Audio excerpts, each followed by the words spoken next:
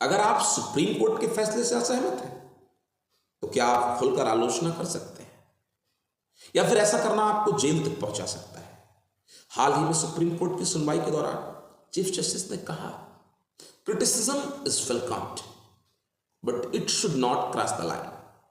अब सवाल यह है, ये लाइन कहां है और क्या आम आदमी इसे समझ भी सकता है।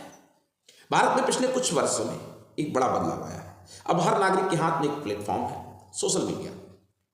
जहां पहले सिर्फ अखबार और टीवी बहस करते थे, आज हर व्यक्ति अदालत के फैसलों पर अपनी राय दे रहा है, मैं भी। लेकिन यहीं से टकराव शुरू हुआ। क्या हर राय सही है? क्या हर आलोचना रिस्पॉन्सिबल है, जिम्मेदार है? और जब कुछ टिप्पणियां बेहद तीखी, व्यक्तिगत और आरोपों से भरी हुई दिखी तो मामला सुप्रीम कोर्ट तक पहुंचा। अब सबसे पहले समझते हैं कंटेम्प्ट ऑफ कोर्ट, यानी अदालत की अवमानना क्या होती है। भारत में कंटेम्प्ट दो तरह की होती है। सिविल कंटेम्प्ट, जब कोई व्यक्ति कोर्ट के आदेश का पालन नहीं करता। क्रिमिनल कंटेम्प्ट, जब कोई कोर्ट की छवि को नुकसान पहुंचाता है, न्याय प्रक्रिया में बाधा डालता है या लोगों का भरोसा कमजोर करता है। यही सबसे बड़ा सवाल आता है, क्या आलोचना भी छवि को नुकसान है या आलोचना लोकतंत्र का हिस्सा है।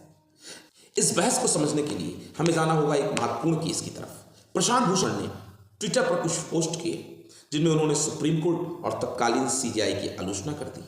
सुप्रीम कोर्ट ने इसे गंभीरता से लिया और खुद ही कंटेम्प्ट का मामला शुरू किया। कोर्ट का रुख क्या था? यह सिर्फ आलोचना नहीं थी, बल्कि संस्थान की विश्वसनीयता पर सवाल था। प्रशांत भूषण का पक्ष क्या था? उन्होंने कहा यह अभिव्यक्ति की स्वतंत्रता है और लोकतंत्र में सवाल उठाना जरूरी है। अंत में लेकिन कोर्ट ने उन्हें दोषी माना, लेकिन सजा के तौर पर सिर्फ ₹1 का जुर्माना लगाया।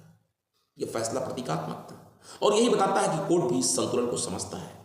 अब आते हैं हालिया सुनवाई पर, जहां सुप्रीम कोर्ट ने साफ शब्दों में कहा, हमें आलोचना से नहीं डर है, लेकिन गलत जानकारी और दुर्भावनापूर्ण आरोप यह स्वीकार नहीं है।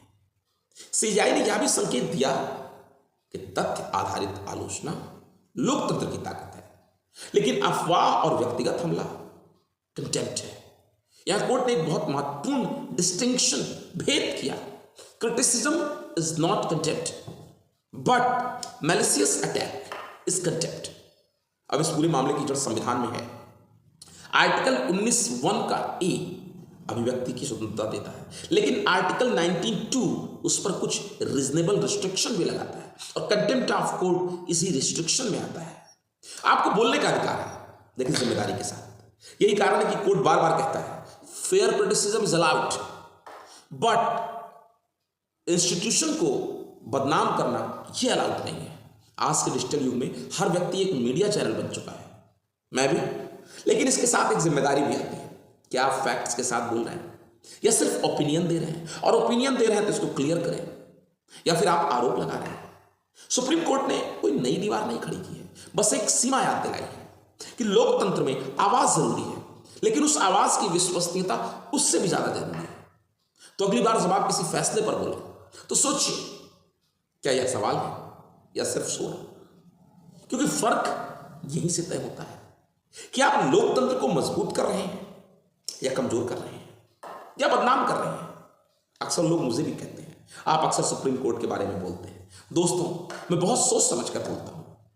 फिर भी अगर मेरी बातों से किसी को या माननीय न्यायालय को कोई ठेस पहुंचती है तो मैं उसके लिए हमेशा क्षमा प्रार्थी रहूंगा, क्योंकि बहुत ज्यादा कानून का मुझे नॉलेज नहीं है। लेकिन हाँ, मैं समाज में अपनी एक सच्ची भागीदारी रखना चाहता हूं, क्योंकि मैं सोचता हूं, क्योंकि मैं सुनता हूं, क्योंकि मैं समझता हूं, क्योंकि मैं बोलता हूं, क्योंकि मैं अध्यापक हूं।